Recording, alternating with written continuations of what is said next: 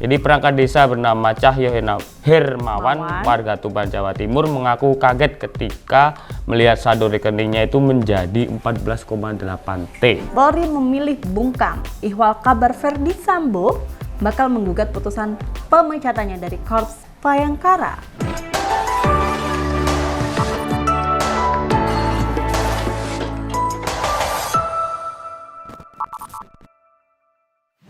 Yo! Jumpa lagi ya kita di reactionjpn.com, tapi ini ganti nih pasanganku. Kemana Ada Yudi Pelupeci. Yeay, halo Sobat Negeriku. Terima kasih sudah hadir di studio reactionjpn.com. Seperti biasa guys, kita akan membacakan 5 berita terpopuler di jpn.com dalam satu pekan terakhir. Salah satunya apa Mas Yud? Ada satu yang ada dari sepak bola, Terus juga ada yang rekening. Rekening apa? Rekening. Jadi ada seorang kaur ya atau apa tuh namanya kepala urusan desa itu kaget tiba rekeningnya berisi 14,8 T. Gile loh. Terus masih ada lagi juga apa tuh Verdi Sambo. Terus ada juga pertandingan Indonesia versus Curaçao. Oke, selengkapnya di reactionjpn.com. Kita awali dengan berita terpopuler kelima di cpn.com dalam pekan ini, yaitu terkait tentang dari Kemendikbudristek dan Dikti Nadiem Makarim. Jadi di sini anggota DPR RI itu marah besar kepada Nadiem. Judulnya, Anita marah besar, ingatkan Mas Nadiem soal PPPK dan TPG, jangan bohongi DPR. Jadi kemarin itu Nadiem Makarim sempat membanggakan tim bayangan yang ada di tubuh Kemendikbudristek Dikti di mata PBB. Nah, hal ini memicu DPR marah karena ini saya bacakan ya. Anggota Komisi 10 DPR RI asal NTT Anita Jako Bagah marah besar. Politikus Partai Demokrat ini mengkritisi Menteri Pendidikan, Kebudayaan, Riset dan Teknologi Nadiem Makarim yang merasa bangga karena mendapatkan tepuk tangan dari para pemimpin negara PBB. Menurutnya Nadiem tidak layak diberikan tepuk tangan oleh seluruh masyarakat Indonesia, terutama DPR. Wah, kenapa? Karena apa yang disampaikan Nadiem di PBB tidak sesuai fakta di lapangan. Jadi DPR ini kemudian menyinggung soal banyaknya gaji para P3K yang suka telat, terus gitu juga pendidikan yang belum merata, dan dia mengingatkan soal nasib guru honorer ini. Ada yang yang guru honorer yang sudah diangkat PPPK belum juga digaji dan akhirnya mereka mengadu ke pengacara Hotman Paris Hutapea. Begitu. Jadi ada ya, tapi sebelumnya si Nadiem Makarim ini sudah menjelaskan apa sih tentang tim bayangan itu kepada DPR. Gitu. Dan kita ikutin aja terus kasusnya gimana. Pokoknya yang penting semua berjalan dengan baik. Iya, dan kita harus tetap pantau sebagai warga negara Indonesia. Ada komentar Mas Yud? Tidak ada. Tidak ada. Tapi menurut kamu gimana sikap DPR ini yang seolah emang selalu memantau kinerja para menteri? Ya gitu? Bener sih, ada bagusnya. Soalnya kan itu kan adalah suara rakyat ya, jadi ya sebagai wakil kita, jadi memang harus dijadikan bahan evaluasi untuk bisa semakin baik. Lanjut di berita terpopuler keempat. Berita keempat datang dari tiba-tiba rekeningnya menjadi 14,8 triliun rupiah. Itu gimana ya? Perasaan si penerima ya, kok bisa? Kalau aku gitu, aduh nggak terbayang. Lo mau pakai buat apa duitnya kalau misalkan dapat 14 triliun? Mau tak bagi-bagiin lagi, bagi-bagiin ke orang yang membutuhkan sampai saya habis. Ya. 1M deh Mas Yud. 1M. Oh, kasih 2M. Oh. Nanti kalau udah habis, saya berandai-andai lagi. Gitu. Jadi yang nih dari Tuban, Jawa Timur, beritanya gini kan. Kaur desa kaget tiba rekeningnya berisi 14,8 triliun. Jadi perangkat desa bernama Cahyo Hermawan, warga Tuban, Jawa Timur, mengaku kaget ketika melihat saldo rekeningnya itu menjadi 14,8 T. Cahyo melihat saldo rekening tersebut berjibun ketika hendak mengambil uang kantor bank berplat merah di Tuban pada tanggal 12. Maksudnya banknya BUMN lah ya? Iya, maksudnya bank BUMN, makanya tapi seringnya disebut plat merah. Bank plat merah. Iya. Terus lanjut. Pada tanggal 12 September 2022. Menurut Cahyo, semula dirinya bermaksud menarik uang kiriman dari temannya melalui anjungan tunai mandiri atau yang disebut dengan ATM. memang dalam saldo rekeningnya itu sudah masuk sebesar uang 506.000 pada tanggal 12 September 2022. Namun Cahya itu lupa nomor PIN-nya. Iya, makanya dia pulang, ngambil buku tabungan yang hendak mau diambil secara manual. Singkat cerita, sampailah tuh di bank, kaget tuh, begitu, wah ada uang. 14,8 M. Bukan 1 juta 2 juta gitu, langsung dilihat 14,8 T. Itu ternyata dari Itu menurut dari yang seorang petugas itu bilangnya kalau itu terjadi kesalahan komputer. Tapi kalau misalkan saya yang dapat gitu ya, patut dicurigai nih. Takutnya kita menjadi rekeningnya ditumbangin untuk tindakan-tindakan yang tidak diinginkan. Dan Cahya juga ngomong kalau TPPU. itu juga, dan juga bukan hanya dia doang yang mengalami kayak gitu. Ya? Ada beberapa juga mengalami hal yang serupa gitu. Berarti, tapi teman se-circle-nya atau ada beda orang lain? Nggak tahu ya. Nggak tahu nih. Kayaknya tidak hanya terjadi di Tuban, mungkin ada beberapa orang lain yang juga mengalami hal yang sama. Kalau tahu gitu langsung tarik aja kali ya. Ya, tapi yang nggak enak juga nanti kalau misalkan ada apa-apa kita kena itu si TPPU itu kan berbahaya tapi kan juga. Aneh juga ya, tahu-tahu naiknya itu nggak dari 506.000. Ya namanya rezeki nomplok kan yang nggak tahu. Tapi kan belum sempat nikmatin. Tapi ya harus hati-hati kalau misalkan itu tidak merasa itu bukan uang milik Anda, segeralah kembalikan. Ya di sini ada komentar. Si Dika Gali P.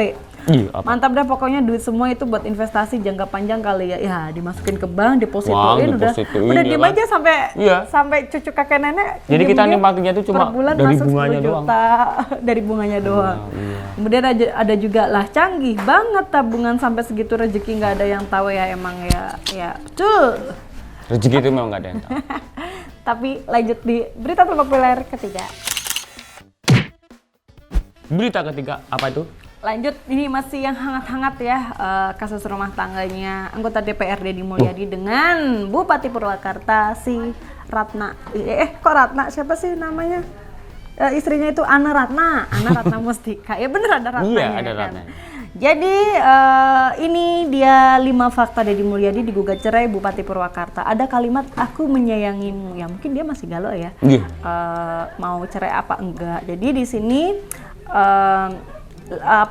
mantan Bupati Purwakarta Jawa Barat Deddy Mulyadi digugat cerai oleh istrinya Ana Ratna Mustika, dan setelah dia tidak menjabat sebagai bupati, gantian istrinya yang jadi bupati.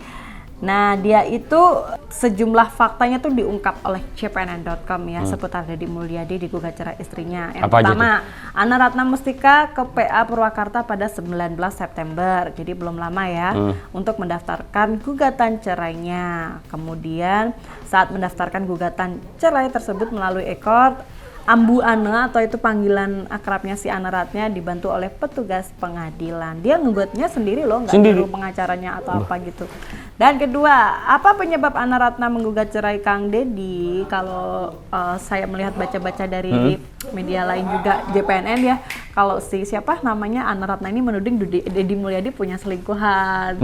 Kemudian dia mamanya tuh kejarlah selingkuhanmu gitu loh. Terus aku sudah punya yang baru gitu. Iya, di berita-beritanya yang Ibu Ana tuh begitu. Kemudian yang ketiga, kalimat Maula Akbar Mulyadi Putra, pasangan suami istri Ana. Ini anaknya.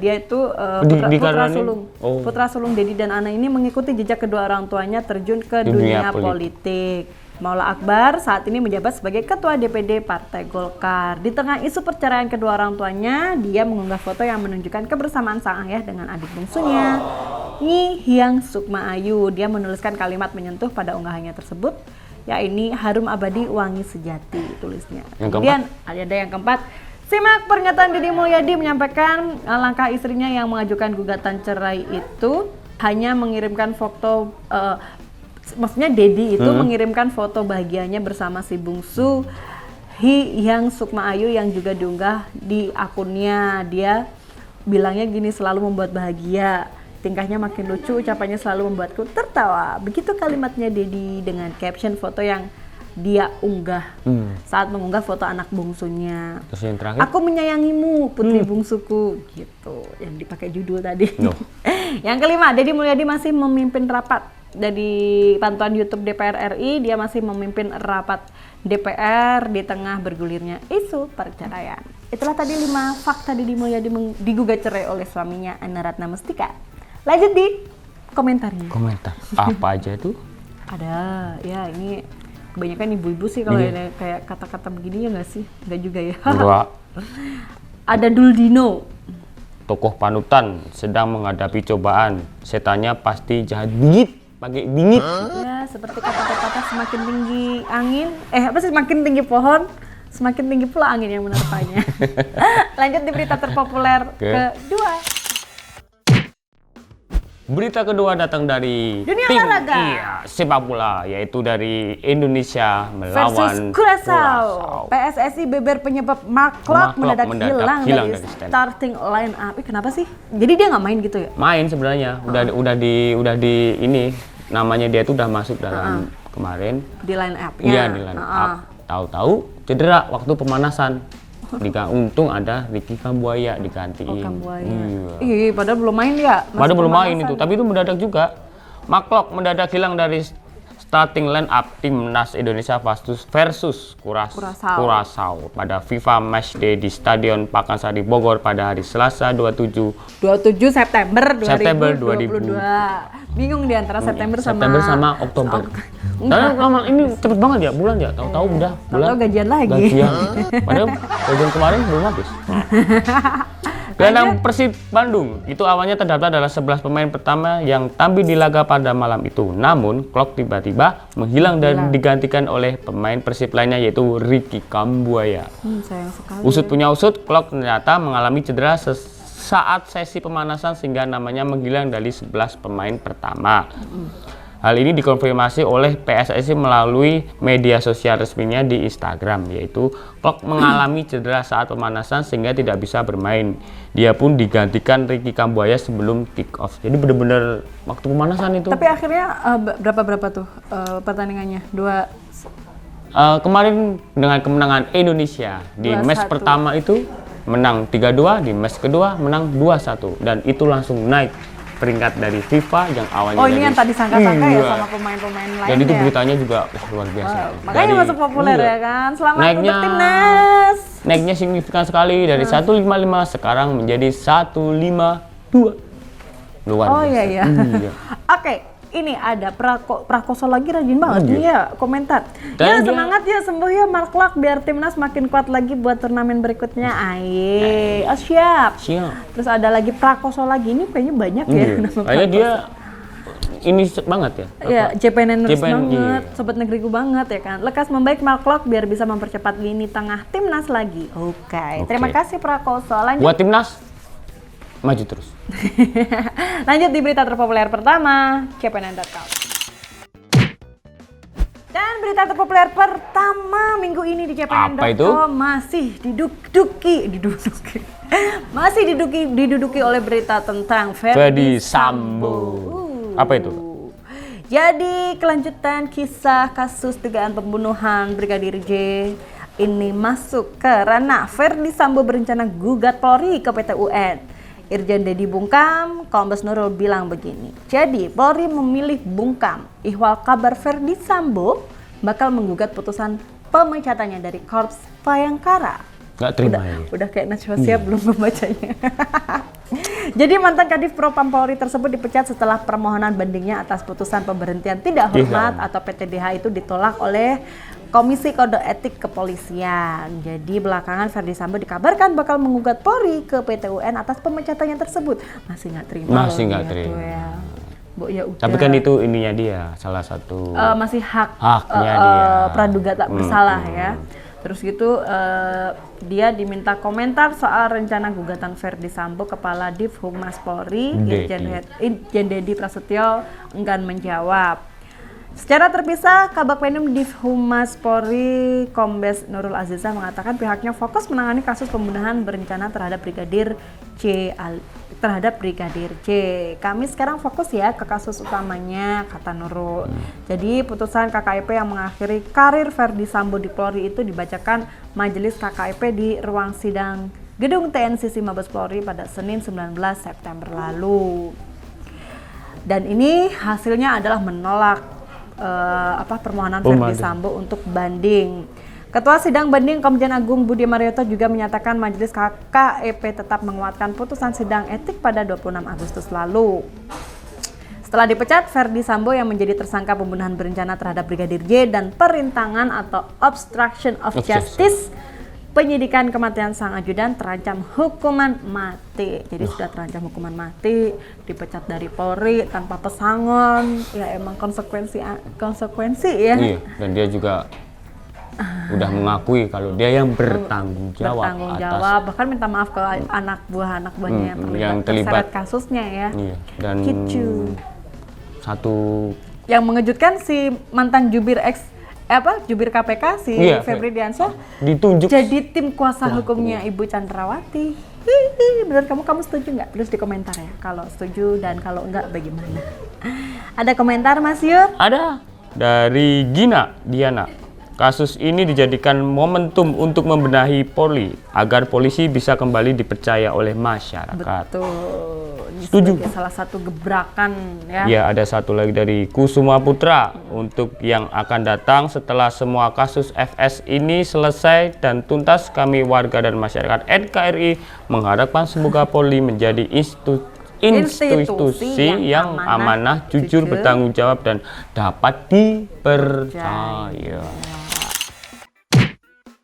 Oke, itulah tadi 5 berita terpopuler di jpnn.com dalam satu pekan ini. Jangan lupa like, comment, subscribe, dan share. Terus juga jangan lupa download aplikasi jpnn.com di App Store dan Play Store. Saya undur diri, Tika Biantoro dan Yudi Balupesi. Sampai jumpa di reaction minggu depan. Dadah.